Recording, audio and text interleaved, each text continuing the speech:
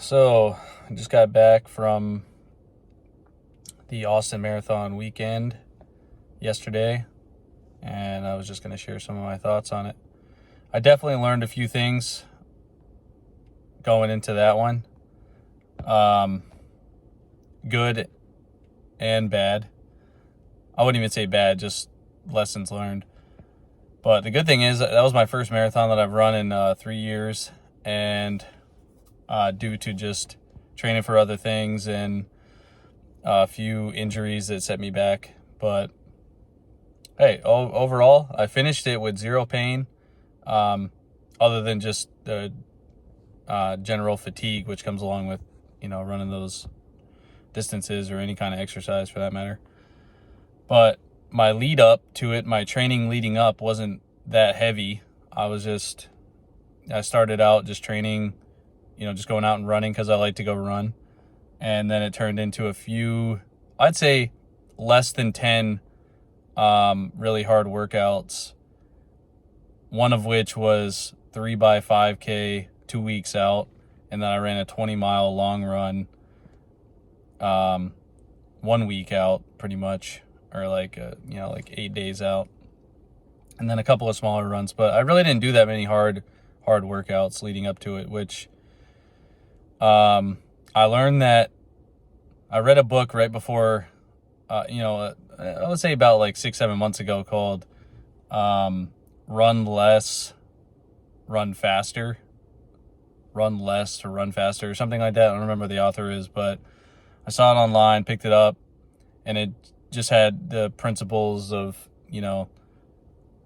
not training or training high volume, can work for some people, but for other people, sometimes maybe it's more quality, fewer workouts, quality over quantity, that type of mentality. I started to adopt the 80-20 rule more deeply into my training, which is, 80% of the workouts are because you love doing it and you're just chilling and you're just going out and you're really doing it just because you like it, pretty much. You're enjoyable, moderate workouts, and then 20% are like the ones that you hate doing, just to keep your mindset focused on it and strong so that you can continue on with the training. Because if everything is super difficult and almost unmanageable, then it's going to be really hard to wake up every day and get the work done. But kind of the mentality that I got into it was, just the tortoise and the hare sort of thing. And it worked out pretty well because the Austin Marathon course was very difficult as far as terrain. It was very hilly and it was moderately hot. It wasn't too hot, but it was, upwards of like high 70s.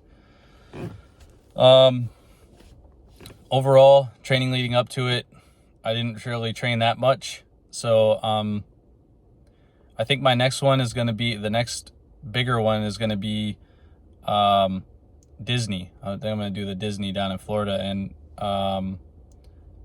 if I haven't said it before, I'm doing 50 marathons in 50 states. That's the current goal. It's kind of a longer term goal. It's not really going to be done in like, even a couple of years probably. I mean, I guess I could if I really burn through it, but I'm really kind of starting out kind of slow with it. So I'll probably do 2 this year. And my ultimate goal with it is to, when I get to the Massachusetts one, to run the Boston Marathon. So I got to qualify somewhere in there. And right now I think the fastest time that I've done so far is 3:25. And this past one was 3:47 due to not really training that much and the terrain being kind of fucked. So, 50 and 50, and I'm on 3 right now. So I'm kind of like down at the bottom, but that's the best part of goals is that, when you're starting it, it's just the journey of doing it. When it's over, I almost don't even anymore. I don't want the goal to be over, because then it's over.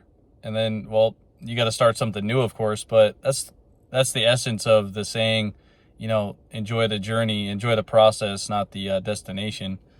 is because it's really the little steps leading up to the big things that really matter the most, and really you'll remember forever, instead of like, just, if you don't even enjoy the little runs leading up to the marathon, then you're not even going to really enjoy the marathon too much, because you don't even like running in the first place. So but for me, it's I enjoy every single run. Every time I get to go out and do any bit of exercise, like today I'm talking to you guys before I go in the gym right now to hit a workout.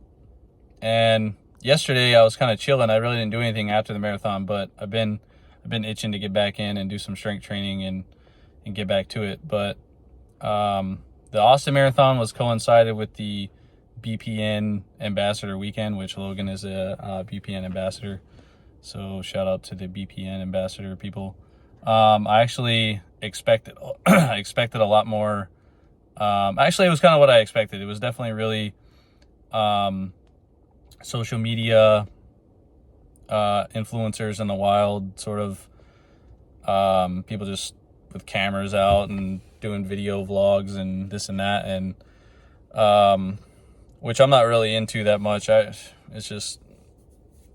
just like to put my raw footage out there. I'm not really an editor or anything like that, as you can see, but it's hard for me to get into the influencer mentality, even though I try to get on here and do some influencing, but not like,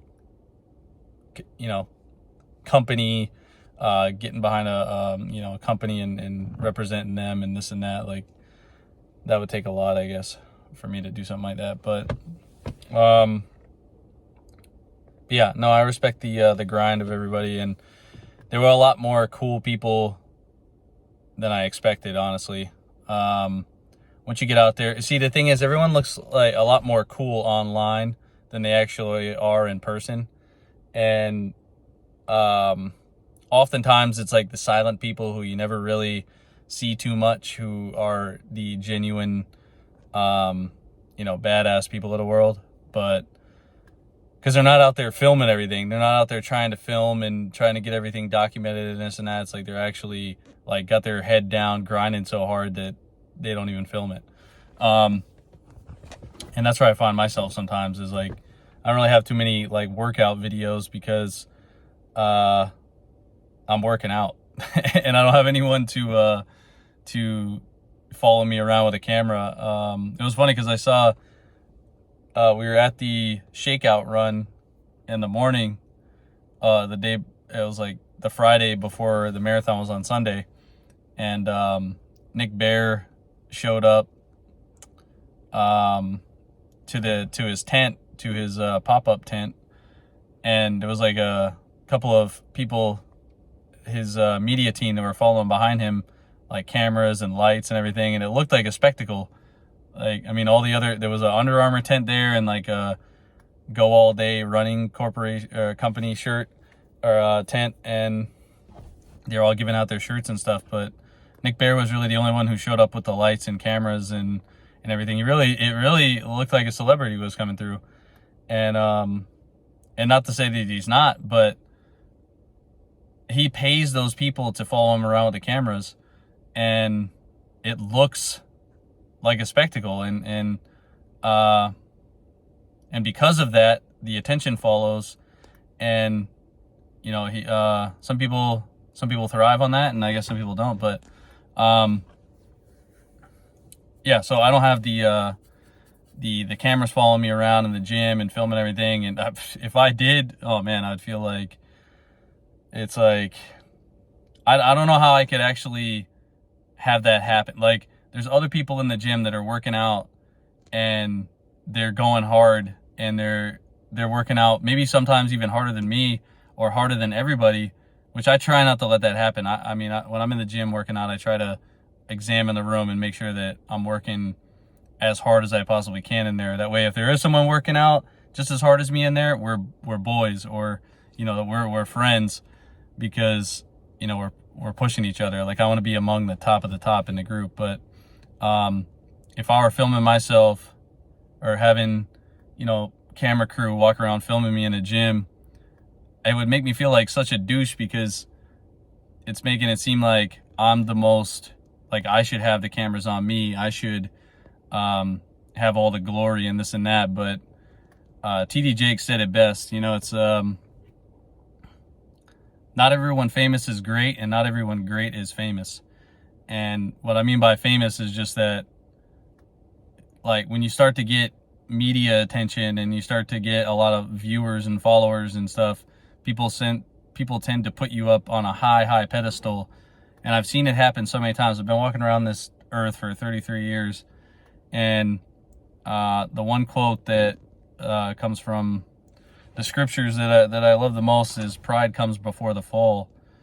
And it is so true that when you start to when you start to believe the hype that everyone else puts out there, when everyone else is like making you seem like a god, and then you start to believe it, you're destined to fall for sure. And so I got to keep that humble mentality about everything, and just stay rooted down to earth, because you don't want to let yourself float away like a fucking balloon, you know. But anyways, came back from the Austin Marathon. My calves are a little sore, but I'm excited to work up to the next one. I'm excited to, you know, I got my eyes set on the Disney full down in Florida, hometown. I still haven't run one in Florida yet. I've run a half in Florida, but I got to check the full marathon off the list in Florida. So no better spot to do it in Orlando. That's where I'm from. And yeah, I can't wait for that. But I'm gonna probably spend this next year training for it and then get after it. But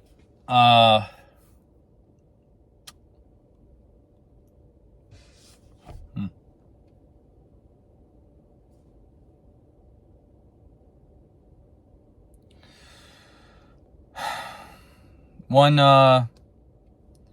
thing that did happen along this weekend and during this weekend was that my grandmother, Janice Tremblay, passed away. That was heartbreaking for my family and myself, and you know, a lot of family and friends, and we all feel that loss deeply. And that certainly helped me push through some tough times during that marathon. But yeah, she's definitely in a better place now for sure. I was hating to see her suffer. She went through a lot. She had skin cancer. They had to remove like a lot of skin on the top of her head. She lost about 40-50 pounds during that process, chemotherapy, everything. And then they got rid of the cancer, but then she ended up getting some lower leg infection, and her leg swelled up. And while she was in the hospital, she honestly just, I mean, I can't blame her, but I'm assuming she just didn't want to fight anymore. And she ended up passing away on February 18th, 2023. So I'll never forget that day. My grandma, she took care of me, helped take care of me, was a huge part of my childhood, and she was a huge part of my cousin Avery's childhood, and she'll be deeply missed for sure. So I ran that instead of going home. I know a lot of people probably would have went home, but my grandma was in the hospital and she was on morphine and not really coherent. I talked to her on the phone, but she couldn't even talk back.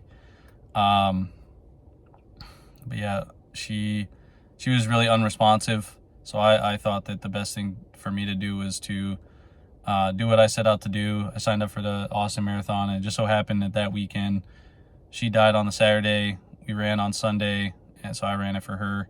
And I think that's what she would have wanted me to do anyways.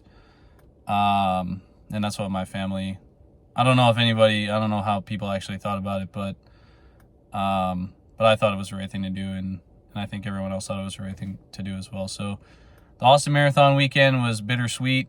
And I guess that's the way life works out sometimes. It seems like it almost was meant to be that way. But I'm glad that I got to go home for Christmas, and I live up in Cape May, New Jersey, and I got to go home I'm grateful that I live close enough to where I got to go home for Christmas and talk to her and hug her and tell her I loved her in person one last time. And yeah, that's all I really had to say about that. But all in all, the work up to the Austin Marathon was great. I thought that I went out kind of hot. You know, I went out and I didn't even know what to expect, but I went out with the 3:30 pace group and hung with them until the half. I finished the half marathon, the first half, in 1 hour and 46 minutes, and then I finished the entire thing in 3:47. So I slowed down significantly once I got to mile 20, but I pretty much followed Steve Prefontaine's plan, where you just go out, run hard, and then see what happens. And basically, I ran as hard as I could until mile 20. So my pace was high 7s, low 8 until mile 20, and then slowly trickled down to about 10-minute mile.